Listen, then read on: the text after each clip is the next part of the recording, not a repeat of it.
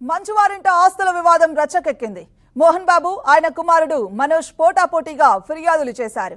వారిద్దరూ ఇచ్చిన ఫిర్యాదులపై పోలీసులు కేసులు కూడా నమోదు చేశారు. గుర్తు తెలియని వ్యక్తులు తనపై దాడి చేశారని, తనకు తన భార్య మౌనికకు ప్రాణహాని ఉందంటూ మంచు మనోజ్ పహాడీ షరీఫ్ పిఎస్ లో ఫిర్యాదు చేశారు. ఇది జరిగిన కొద్ది నిమిషాల్లోనే ఆయన తండ్రి మోహన్ బాబు రాచకొండ పోలీస్ కమిషనర్ సుధీర్ బాబుకు లేఖ ద్వారా ఫిర్యాదు చేశారు. మోహన్ బాబు మనోజ్ మధ్య ఘర్షణ జరిగిందని ఆదివారం ఉదయం విస్తృతంగా ప్రచారం జరిగింది. అది అసత్యమని మోహన్ బాబు కుటుంబం ప్రకటన విడుదల చేసింది. ఆ తర్వాత మనోజ్ ఆసుపత్రిలో చికిత్స తీసుకోవడం, సోమవారం ఫిర్యాదు చేయడంతో తండ్రి కొడుకుల మధ్య విభేదాలు బయటపడ్డాయి. మనోజ్ ఫిర్యాదుపై పహాడీ షరీఫ్ పోలీసులు 329, 351, 115 సెక్షన్ల కింద కేసు నమోదు చేశారు. మోహన్ బాబు ఫిర్యాదుపై మనోజ్, మౌనికపై 329, 351 సెక్షన్ల కింద పోలీసులు కేసు నమోదు చేశారు.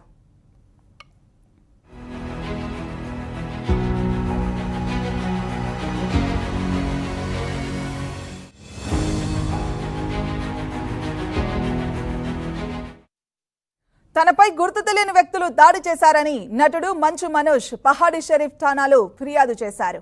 ఆదివారం ఉదయం 9 గంటలకు కర్రలతో 10 మంది గుర్తు తెలియని వ్యక్తులు జల్పల్లిలోని తన నివాసంలోకి ప్రవేశించి తన భార్య, కుమారుణ్ణి చుట్టుముట్టారన్నారు. ఇది గమనించి తాను కిందకు వచ్చి వారిని పట్టుకునే సమయంలో జరిగిన పోట్లాటలో గాయపడ్డానన్నారు. ఆసుపత్రిలో చికిత్స తీసుకుని ఇంటికి వచ్చి చూడగా సీసీటీవీ ఫుటేజీలు అదృశ్యమయ్యాయన్నారు. విజయరెడ్డి, కిరణ్ వారిని తీసుకున్నట్లు పనివారు చెప్పారని, ఆ ఇద్దరికి దాడి గురించి ముందే తెలిసి ఉంటుందన్నారు. తన ఇంట్లోకి బలవంతంగా ప్రవేశించి భార్యా పిల్లల్ని బెదిరించిన వారిపై చర్యలు తీసుకోవడంతో పాటు తగిన రక్షణ కల్పించాలని మనోజ్ తన ఫిర్యాదులో పేర్కొన్నారు. ఈ మేరకు కేసు నమోదైంది.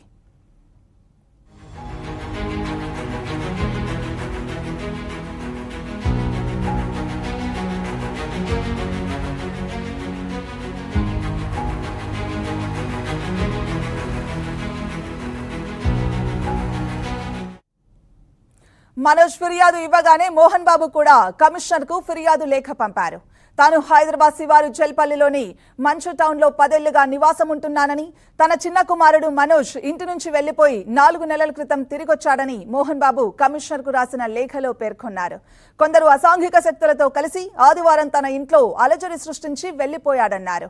నిద్రపోయాక రాత్రి 9 గంటలకు తిరిగొచ్చాడని, సోమవారం తెల్లవారుజామున ఇంటికి సమీపంలో కొందరు గుర్తు తెలియని వ్యక్తుల్ని గమనించానని తెలిపారు. ఉదయం 10:30కు మాదాపూర్లోని కార్యాలయానికి వెళ్లిన తర్వాత మనోజ్ అనుచరులు దాదాపు 30 మంది తన నివాసంలోకి చొరబడినట్లు తెలుసుకున్నానని, వారంతా మనోజ్, మౌనిక ఆదేశాలతో పనిచేస్తున్న వారే ఉన్నారన్నారు. అక్కడుంటే తన సిబ్బందిని ఇంటి నుంచి వెళ్లిపోవాలని వారు బెదిరించారని, వారు తనకి, తన ఇంట్లోని వారికి ప్రాణహాని కలిగిస్తారని భయంగా ఉందన్నారు. విలువైన వస్తువులు, ఆస్తి భద్రత గురించి కూడా ఆందోళనగా ఉందన్నారు. ఇంటి నుంచి తనను శాశ్వతంగా బయటకు పంపించాలని చూస్తున్నారని, మనోజ్, మౌనిక తన ఇంటిని బలవంతంగా స్వాధీనం చేసుకోవడానికి ఈ పథకం వేసినట్లుందని మోహన్ బాబు ఫిర్యాదు లేఖలో పేర్కొన్నారు. ఈ ఇద్దరిపై వారి అనుచరుల మీద చర్యలు తీసుకోవాలని, తనకు తగిన భద్రత కల్పించాలని మోహన్ బాబు కమిషన్ కు ఫిర్యాదు చేశారు.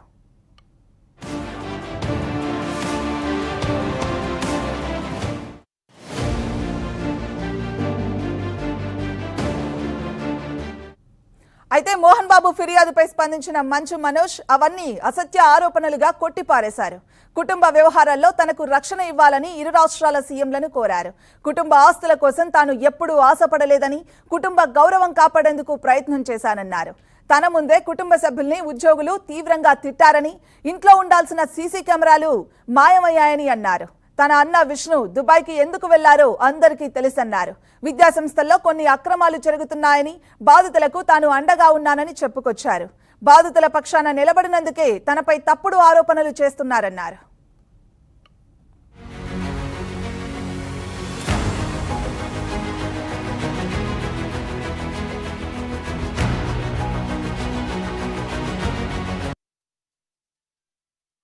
ఇక ఇదే అంశానికి సంబంధించి మరింత సమాచారాన్ని మా క్రైమ్ కరెస్పాండెంట్ రాఘవేంద్ర లైవ్ లో అందించేందుకు సిద్ధంగా ఉన్నారు. రాఘవేంద్ర. మాధవి, మోహన్ బాబు కుటుంబంలో విభేదాలు గొడవలు ఒక్కసారిగా రచ్చకెక్కిన పరిస్థితి కనిపిస్తుంది. ఒకరిపై ఒకరు పోలీస్ స్టేషన్కు ఫిర్యాదు చేసుకునే స్థాయికి చేరిపోయిన పరిస్థితి ఉంది. నిన్న మంచు మనోజ్ నిన్న సాయంత్రం పాడిచేరి పోలీసులకు తనపై 10 మంది వచ్చి దాడి చేశారని చెప్పి ఫిర్యాదు చేసిన పరిస్థితి ఉంది. తనకు తన కుటుంబానికి ప్రాణహాని ఉందని చెప్పి ఆయన ఫిర్యాదులో 10 మందిపై పేర్కొన్న పరిస్థితి ఉంది. ఆయన చేసిన కొద్దిసేపటి క్రితమే మోహన్ బాబు రాచకొండ కమిషనర్ సుధీర్ బాబుకు మంచు మనోజ్ మంచు మౌనిక వల్ల నాకు చాలా ప్రాణహాని ఉంది, 10 సంవత్సరాలుగా నేను ఇక్కడ ఉంటున్నాను, జల్పల్లిలో నివాసం ఉంటున్నాను, నేను సిటిజన్ను, వాళ్ళ వల్ల నాకు ప్రాణహాని ఉంది, అనేక మంది గుండాలు రౌడీలు వస్తున్న పరిస్థితి. ప్రస్తుతము జల్పల్లి ఫామ్ హౌస్ దగ్గర పోలీసులు చేరుకున్నారు, విచారణ చేసే అవకాశం అయితే కనిపిస్తుంది. నిన్న ఫిర్యాదు ఇద్దరు మోహన్ బాబు కావచ్చు, అటు మంచు మనోజ్ కావచ్చు, ఒకరిపై ఒకరు ఫిర్యాదులు చేసుకున్న నేపథ్యంలో పూర్తి స్థాయిలో పోలీసులు విచారణ చేసే అవకాశం అయితే కనిపిస్తుంది.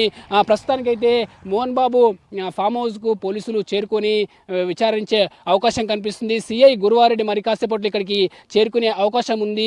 అయితే ఈ ఆయన మంచు మనోజ్ తన సీసీ ఫుటేజ్లో సీసీ కెమెరాలు ఇక్కడ ధ్వంసం చేసి తమపై దాడి చేశారని చెప్పి ఆయన పేర్కొన్న పరిస్థితి ఉంది. అయితే ఆ సీసీ ఫుటేజ్ ఎవరు దాడి చేశారు, పూర్తి స్థాయిలో ఈ ఫామ్ హౌస్లో ఎన్ని సీసీ ఫుటేజీలు ఉన్నాయి అని పరిశీలించే అవకాశం కనిపిస్తుంది. ఇటు మంచు మనోజ్ కావచ్చు, అటు మోహన్ బాబు కావచ్చు, అతను చేసిన ఆరోపణలో ఇతను చేసిన ఆరోపణలో పూర్తి స్థాయిలో విచారణ చేసే అవకాశం అయితే కనిపిస్తుంది. ఒకసారి మనం మోహన్ బాబుకు సంబంధించి ఫిర్యాదు పేర్కొంటే రంగారెడ్డి జిల్లా జల్పల్లిలోని మంచు టౌన్షిప్లో తాను 10 ఏళ్లుగా నివాసం ఉంటున్నానని మోహన్ బాబు తన ఫిర్యాదులో తెలిపారు. తన చిన్న కొడుకు మనోజ్, కోడలు మౌనిక అనుచరులతో వచ్చి ఇబ్బందులకు గురి చేస్తారని చెప్పి పేర్కొన్న పరిస్థితి ఉంది. తన 7 నెలల కూతురు వదిలేసి మనోజ్ అతని భార్య బయటికి వెళ్ళిపోయారని, ఆ పాపను ఇంట్లో పనిచేసే మనిషి సంరక్షణలుగా ఉంటుందని ఆయన లేఖలో పేర్కొన్న పరిస్థితి.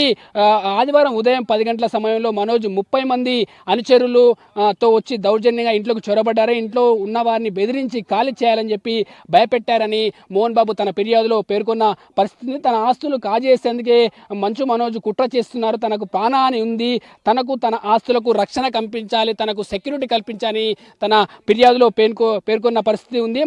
మనోజ్ ఫిర్యాదు ఒకసారి మనం పరిశీలిస్తే ఈ నెల 8వ తేదీన ఉదయం సమయంలో గుర్తులేని 10 మంది వ్యక్తులు ఇంట్లోకి చొరబండి అరుపులు, కేకలు, భయభ్రాంతులకు గురి చేసి తనపై దాడి చేసి అడ్డుకోబోయిన తనపై దాడి చేసి పరారయ్యారంటూ మనోజ్ నిన్న పాడి షరీఫ్ సిఐ గురువారెడ్డికి ఫిర్యాదు చేసిన పరిస్థితి.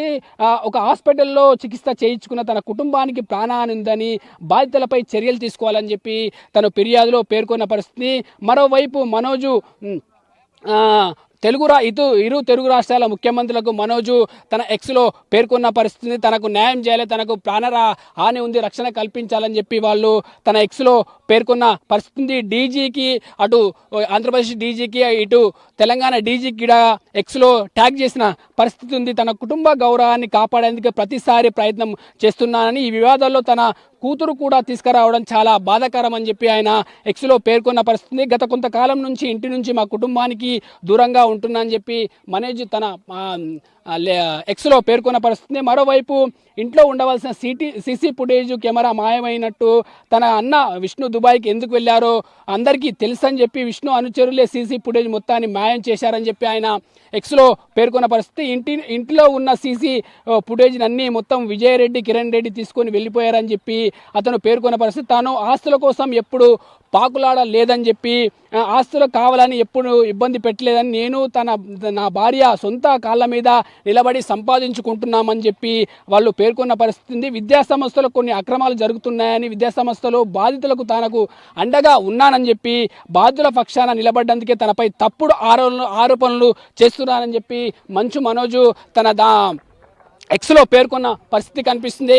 మరోవైపు మనం చూడొచ్చు, జల్పల్లిలో పోలీసులు అయితే చేరుకున్న పరిస్థితి ఉంది. మరి ఇటు మోహన్ బాబు కావచ్చు, అటు మంచు మనోజ్ కావచ్చు, ఫిర్యాదులకు సంబంధించి పూర్తి స్థాయిలో ఒక ఎంక్వైరీ ఆఫీసర్ ఉండే అవకాశం కనిపిస్తుంది. ఎందుకంటే ఇది హాట్ టాపిక్గా మారిన నేపథ్యంలో ఎవరి తప్పులున్నాయి, ఎవరి ఒప్పులున్నాయి పూర్తి స్థాయిలో విచారణ చేసిన తర్వాత కొలికొచ్చే అవకాశం అయితే కనిపిస్తుంది. ప్రస్తుతానికైతే మోహన్ బాబు ఇక్కడనే ఉన్న పరిస్థితి ఉంది. మాధవి. రైట్ రాఘవేంద్ర.